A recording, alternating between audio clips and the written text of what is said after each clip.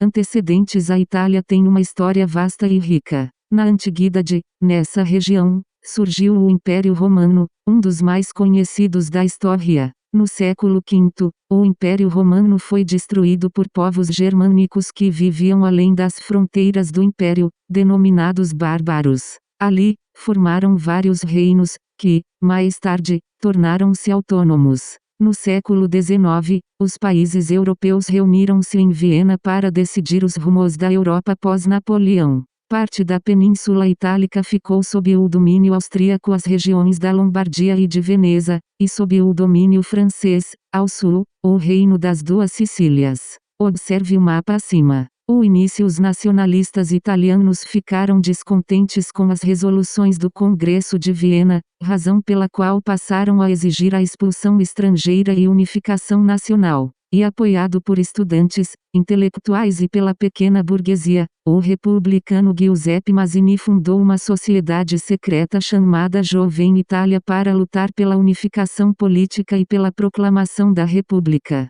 Mazzini conseguiu despertar nesses grupos da sociedade o sentimento de nacionalismo. Além de defensores da República, havia ainda um grupo de monarquistas, que, contando com o apoio da alta burguesia, defendia a formação de uma monarquia constitucional centrada no Reino de Piemonte e Sardenha. Esse posicionamento era adotado, especialmente, por Vítor Emanuel I, monarca do reino em questão. Sob a influência dos movimentos liberais europeus da década de 1830 e do ano de 1848, os italianos rebelaram-se contra o domínio austríaco. Liderados pelo Reino do Piemonte e Sardenha, receberam apoio de vários setores e regiões italianas. Módulo 80 Movimento de Unificação Italiana. O Reino de Piemonte e Sardenha, região mais industrializada e desenvolvida da Península Itálica, esteve à frente do movimento pela unificação da Itália. A partir de meados do século XIX,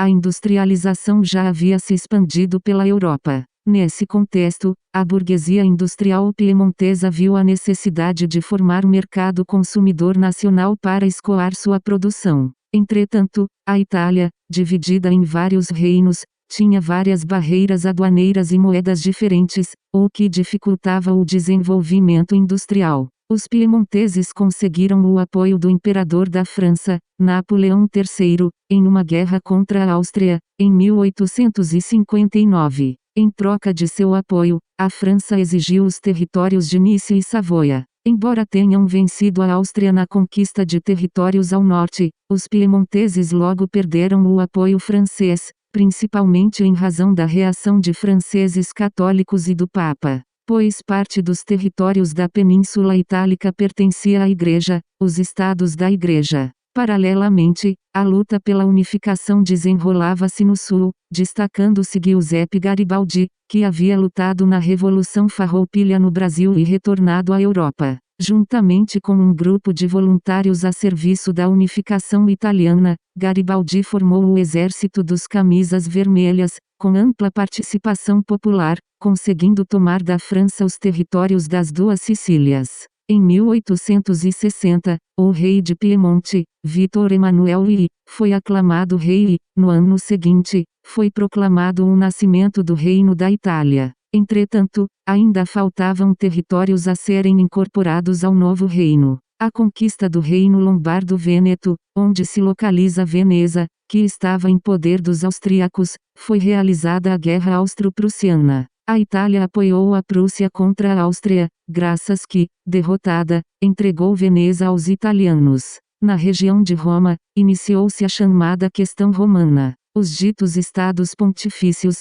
os quais compunham a parte central da Península Itálica, pertenciam à Igreja desde os tempos medievais, territórios que haviam sido doados pelo rei ao Papa. A partir dessa doação, a proteção das terras eclesiásticas ficou a cargo dos franceses, que mantinham permanentemente tropas militares na região. Porém, em 1870, os alemães, liderados pela Prússia, declararam guerra à França durante o processo de unificação alemã, na denominada Guerra Franco-Prussiana. Em uma campanha contra as tropas francesas, o exército prussiano, em setembro de 1870, conseguiu derrotar o exército francês e aprisionar Napoleão III. Aproveitando esse momento de vulnerabilidade dos estados pontifícios, os italianos anexaram Roma à Itália, embora a Igreja não tenha apoiado nem reconhecido a unificação. E maiúsculo.